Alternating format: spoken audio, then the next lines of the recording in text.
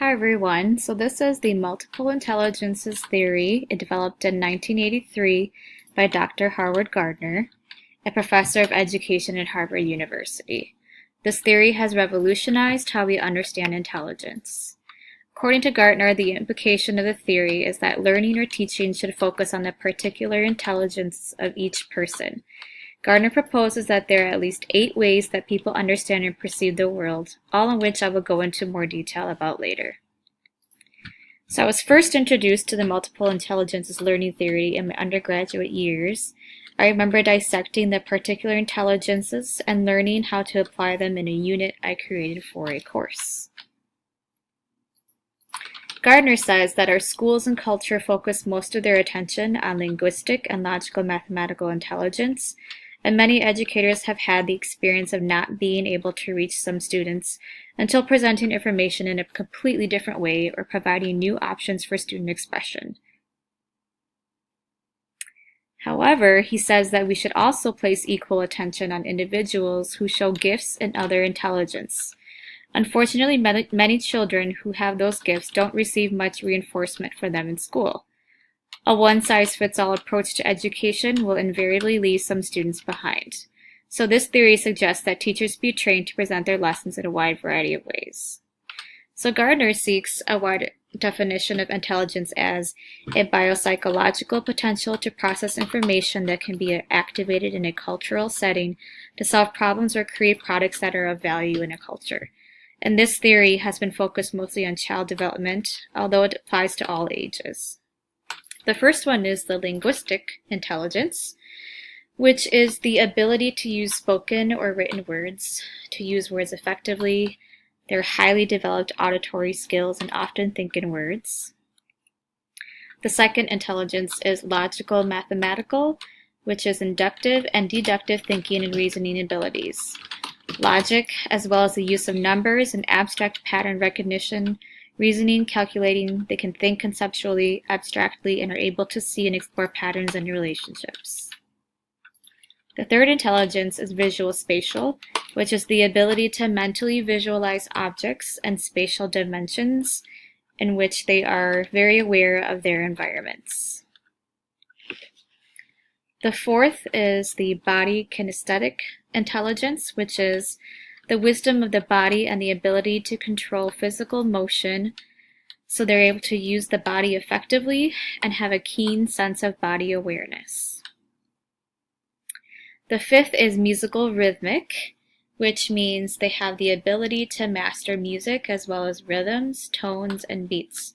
So they show sensitivity to rhythm and sound. The sixth intelligence is interpersonal, which is the ability to communicate effectively with other people and to be able to develop relationships, understanding, and interacting with others. The seventh intelligence is interpersonal, which is the ability to understand one's own emotions, motivations, inner states of being, and self-reflection, understanding one's own interests, goals, and they tend to shy away from others, but have wisdom, intuition, and motivation, as well as strong will, confidence, and opinions.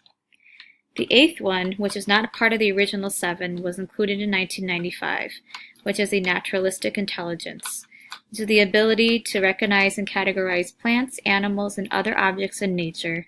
They're in tune with nature and are often interested in nurturing, exploring the environment, and learning about other species.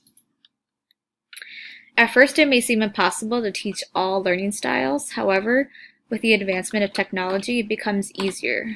As we understand learning styles and these multiple intelligence, it becomes apparent why multimedia appeals to learners and why a mix of media is more effective, including visuals, printed words, sound, motion, color, and settings.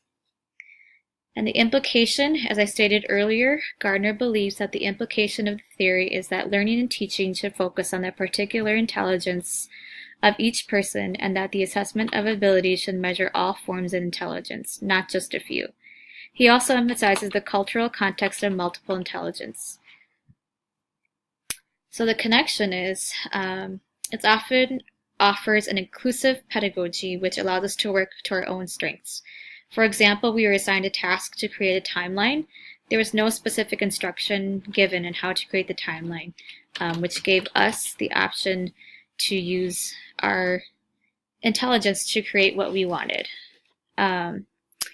Also, it allows students to use their strengths to maximize their learning, so teachers can create lessons based on the 8 intelligences and choose which ones would best meet their students' needs. So having the objective in the middle and branching out the 8 different intelligences and how it can be applied. So I believe with the advancement of technology, new intelligences could be developed. We now see children, youth, and teens heavily involved and impacted by technology. And Garner even talked about including existential intelligence as well as the intelligence of teaching pedagogical, which allows us to teach successfully to other people. So overall, the multiple intelligence theory focuses on the particular intelligences of each person. Teaching and learning are based on the focuses of these particular intelligence, and people should be encouraged to use their preferred intelligences in learning. All 8 are needed to live life well.